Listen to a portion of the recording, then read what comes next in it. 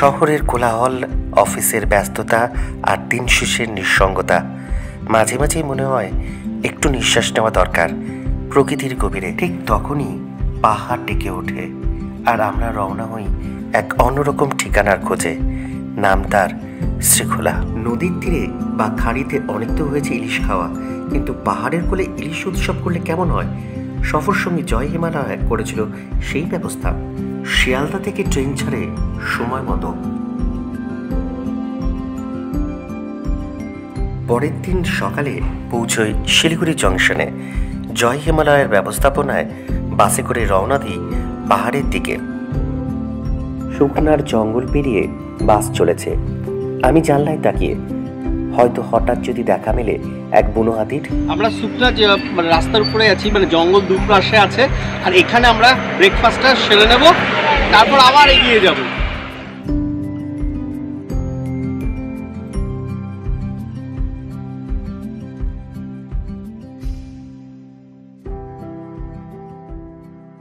শ্রীখোলা দার্জিলিং জেলার বুকে লুকিয়ে থাকা এক শান্ত পাহাড়ি গ্রাম। সমুদ্রপৃষ্ঠ থেকে প্রায় ৬৯০০ ফুট উচ্চতায় অবস্থিত।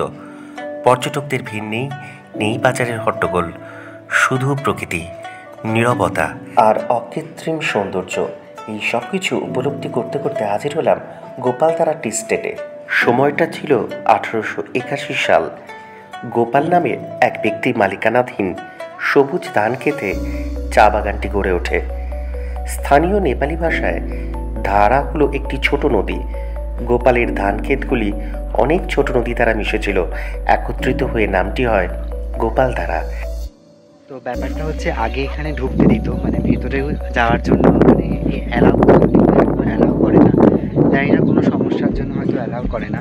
তো একটু পারমিশন নিয়ে জাস্ট এইটুকু এসেছি, তো যতটা পারলাম আপনাদেরকে দেখালাম। এখান থেকেই পাওয়া যায় বিশ্বমানের সেরা দার্জিলিং চা। चाय तो मेरा पास बहुत सारा वैरायटी है, कम से कम यहाँ पे 12-13 वैरायटी का चाय है।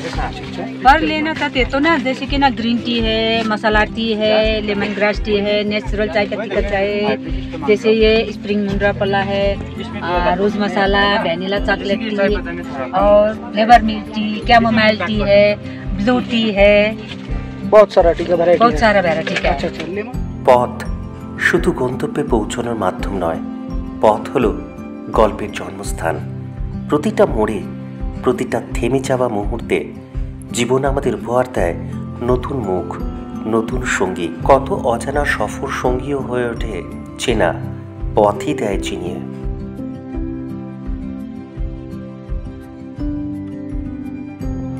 আমরা এখন আছি লেপচা জগতের এই পাইন বনে।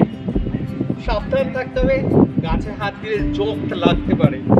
সুতরাং এখানে যখন আসবেন অবশ্যই নুন নিয়ে আসবেন। আমরা কিন্তু নুন আনতে ভুলে গেছি। আর এটা কিন্তু মেঘ এবং কুয়াশা পুরো মিশে আছে, অসাধারণ। চলুন। শতবর্ষী সূর্য, পাইন আর ঝাউ গাছ যেন আপন করে টেনে নেয়।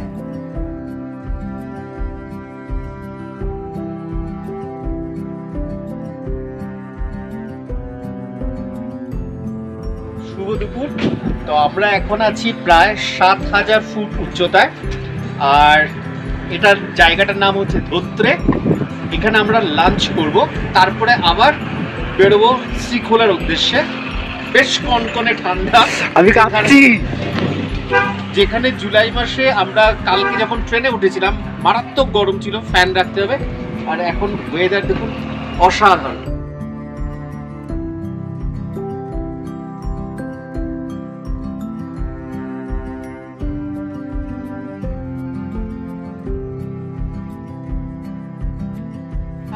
দিয়ে দাও,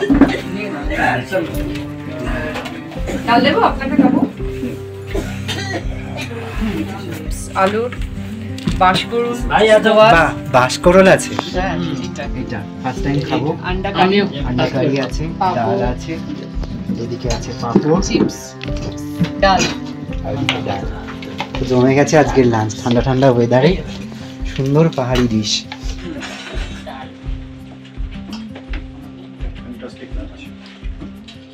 মেঘ, পাইন আর কাঞ্চনজঙ্ঘা নিয়ে ধোত্রে। মেঘেদের দেশ থেকে কাঞ্চনজঙ্ঘা দেখার সুযোগ রয়েছে ধোত্রেতে। সম্ভবত ধোত্রের সবচেয়ে নিচু পর্যটন কেন্দ্র, যেখান থেকে স্লিপিং বুদ্ধার অবয়ব স্পষ্ট দেখা যায়। ঠান্ডায় চুবুতুবু হলেও মন তখন শ্রীকোলার ঘোরে। বেশ কিছু খাড়াবাকের জন্য বাস ছেড়ে হেঁটে চললাম কিছুটা পথ। যেহেতু অনেকটা চড়াই রাস্তা, তো সেই কারণে বাস দাঁড়িয়ে গেছে। আমরা এখন হাঁটতে হাঁটতে আগাচ্ছি, তার কারণ অনেকটাই চড়াই, পুরো রাস্তাটা চড়াই। ভালো লাগছে, চলো এটা ভালোই তবে তো। হাঁটতে হাঁটতে হেঁটে হেঁটে যা। এনজয় করছি। তবে ভালো হলো এই বাসের থেকে বেরিয়ে একটু প্রকৃতির মাঝখানে হাঁটা। আর ওই যে দেখুন বাস টিকিট। এই হাঁটাই ছিল এক অন্যরকম স্বাধীনতা, যেন পাহাড় নিচেই ডেকে নিচ্ছিল। চড়াই রাস্তা, তো বাস আগিয়ে গেছে, আমরা পরে পরে যাচ্ছি সবাই হাঁপাতে হাঁপাতে। কেমন লাগছে ট্রেকিংয়ের এনজয়? বলার মতো কিছু নেই। শেষমেশ পৌঁছালাম শ্রীখোলায়। বৃষ্টির জলে পুষ্ট নদী বয়ে চলেছে পাশে। শ্রীখোলা, যেখানে খোলা মানে নদী আর শ্রী মানে সৌন্দর্য। ভীষণ ভালো লাগে আমার শ্রীখোলা। আমি এই নিয়ে 3 বার, আর এবার এসে বেশি আনন্দ যেটা ইলিশ উৎসব পাহাড়ে। তারপরে বৃষ্টি কোনোদিন পাইনি, এবার বৃষ্টি, মেঘ, নদীর জলটা অনেক বেড়ে গেছে, দারুণ লাগছে। জয় হিমালয়। চোখে পড়ে কাঠের তৈরি ঘর, বাগানে পাহাড়ি ফুল, আর দূরে মেঘে ঢাকা পর্বতচূড়া। আর এখানেই আমাদের জন্য অপেক্ষা করে আছে হোমস্টে, যেখানে এক বাঙালি দম্পতির অতিথি সেবা হৃদয় ছুঁয়ে যায়। বিকেলের স্ন্যাক্স, চিকেন কাটলেট আর ধোঁয়া ওঠা চা যেন হিমালয়ের কোলে এক মায়াবী স্বপ্ন। বাইরে তখন অঝরে বৃষ্টি, নদীর গর্জন যেন ব্যাকগ্রাউন্ড স্কোর। কারেন্ট চলে যাওয়া এখানকার রোজকার ব্যাপার। আলো জ্বলল হোমস্টের জেনারেটরে। রাতের খাবারে ফ্রাইড রাইস আর চিলি চিকেন, একেবারে ঘরোয়া পাহাড়ি উষ্ণতা। শরীর ক্লান্ত, কিন্তু মন বলছে স্বপ্ন দেখো। এখনো অনেকটা পথ বাকি। জানি না জয় হিমালয় আমাদের জন্য কি চমক রেখে দিয়েছে পরের দিনের জন্য, তবে এটা নিশ্চিত, Joy Himalaya at the foothills of the almighty Himalayas money of bit, অর্থাৎ আসল অভিজ্ঞতা। আপনারা চাইলেও যেতে পারেন জয় হিমালয়ের সাথে। স্ক্রিনে নম্বর দেওয়া থাকলেও যোগাযোগ করে নেবেন। আর এই পর্ব যদি আপনার মনে সামান্য নাড়া দেয়, তাহলে ফলো ও সাবস্ক্রাইব করে রাখুন আবার বস্ত পেজ ও ইউটিউব চ্যানেল। কমেন্টে জানাবেন কেমন লাগলো, আর লাইক ও শেয়ার করলে আমাদের আরও ভালো লাগবে। আবার বস্ত, নিজেকে খুঁজে নাও, ফাইন্ড ইয়োরসেলফ।